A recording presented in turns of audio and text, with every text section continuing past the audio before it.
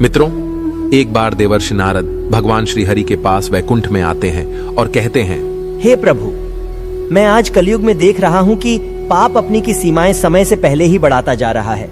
मनुष्य के छोटे छोटे बच्चे भी अब क्रूर, निर्दयी और अपराधी बनते जा रहे हैं। हे प्रभु, मैं जानना चाहता हूँ कि आखिर किस आयु तक किए जाने वाले पापों को क्षमा कर दिया जाता है। तब भगवान श्री हरि कहते हैं, हे नारद, आपने कलयुगीन मनुष्यों के कल्याण हेतु अत्यंत महत्वपूर्ण प्रश्न किए हैं।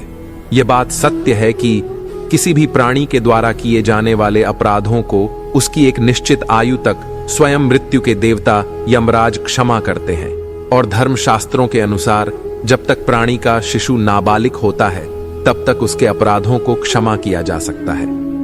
हे देवर्षि नारद, अब मैं आपको इसी विषय में एक कथा सुनाता हूं, जिससे आपको आपके सभी प्रश्नों के उत्तर मिल जाएंगे। आप इस कथा को ध्यानपूर्वक पूरा अवश्य सुने और मनुष्यों के कल्याण हेतु इसका प्रसार अवश्य ही करें। तब देवर्षि नारद कहते हैं, हे प्रभु, मैं इस कथा का प्रसार अवश्य ही करूंगा, कृपा करें और आप इस कथा को कहें। मित्रों, भगवान श्री हरि विष्णु कहते हैं, हे देवर्षि नारद, एक समय की बात है, मांडव्य पौराणिक काल के एक महान ऋषि थे, जिनके श्राप के कारण यमराज को भी मनुष्य का जन्म लेना पड़ा। वैसे तो यमराज सारे प्राणियों के कर्मों के आधार पर न्याय करते हैं, इसीलिए उन्हें धर्मराज कहा जाता है। किंतु उन्होंने अनजाने में ही मांडव्य ऋषि के साथ अन्याय किया, जिसका दंड उन्हें भी भोगना पड़ा था। महर्षि मांडव्य भार्गव वंश के ऋषि थे और उनका एक नाम अणि मांडव्य भी कहा गया है। वे महर्षि मातंग और दित्ता मंगलिका के पुत्र थे। उन्होंने अल्प आयु में ही बहुत सी सिद्धियां प्राप्त कर ली और महान ऋषियों में सम्मानित हो गए। उनका एक व्रत था कि संध्या काल के तप के समय वे मौन व्रत धारण किए रहते थे। फिर एक दिन कुछ लुटेरे लूट का बहुत सारा धन और सामान लेकर भाग रहे थे। उनके पीछे कई राजकीय सैनिक लगे थे, जिनसे बचने के लिए वे भागकर मांडव्य ऋषि के आश्रम में छिप गए। उन्होंने अपना सारा चोरी धन सामान का उनके आश्रम में रखा और ऋषि के शिष्यों से बोले, हे महाराज, हम व्यापारी हैं और आज के लिए हम अपना सारा सामान आपके आश्रम में रखना चाहते हैं। कृपया आप हमारी सहायता करें। हम यह सब कुछ कल सुबह वापस आकर ले जाते हैं। इतना कहकर कुछ लुटेरे वहां अपना सामान छोड़ आगे के लिए निकल जाते हैं। थोड़ी ही देर बाद जब सैनिक वहां आए तो उन्होंने मांडव्य ऋषि से उन लुटेरों के विषय में पूछा, किंतु मौन व्रत के कारण उन्होंने कुछ उत्तर नहीं दिया।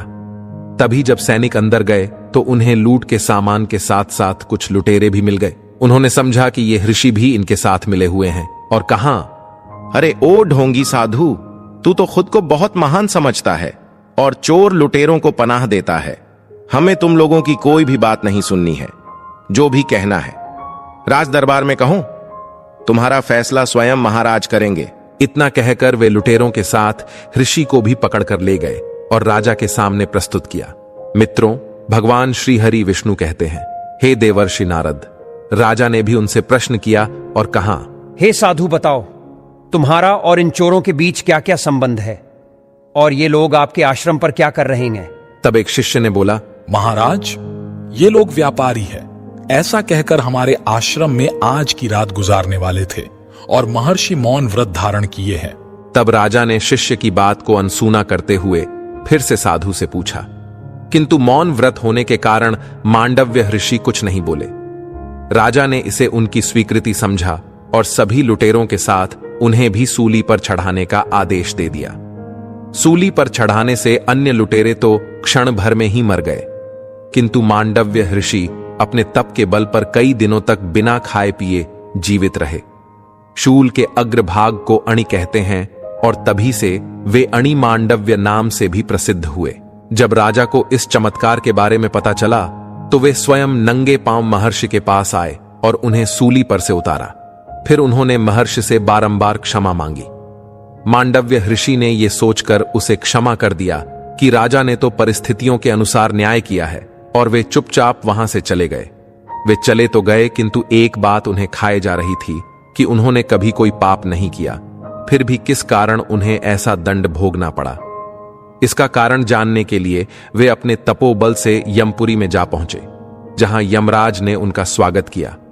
मांडव्य ऋषि ने यमराज से पूछा, हे धर्मराज, मुझे याद नहीं आ रहा है कि मैंने कभी कोई अपराध किया हो, तो फिर किस पाप के कारण मुझे यह ऐसा घोर दंड भोगना पड़ा, अतः चाहकर भी मुझे मृत्यु की प्राप्ति ना हो सकी। इस पर यमराज ने कहा, हे महर्षि, बालपन में आपने पतंगों के पृष्ठ भाग में सुई को घुसा दिया था। तब आपने भी उन्हें मारा तो नहीं था, किंतु उन्हें मृत्यु से भी अधिक यातनाओं से पीड़ित किया था, जिस कारण से आपको यह दंड भोगना पड़ा। जिस प्रकार छोटे से पुण्य का भी बहुत फल प्राप्त होता है, ठीक उसी प्रकार छोटे से पाप का भी फल अधिक ही मिलता है। यह सुनकर मांडव्य ऋषि ने यमराज से पूछा, मैंने यह अपराध किस आयु में किया था?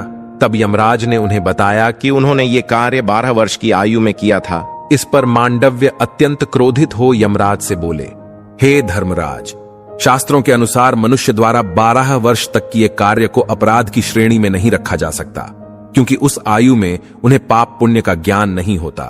किंतु तुमने बालपन में किए गए मेरे अपराध के कारण मुझे इतना बड़ा दंड दिया।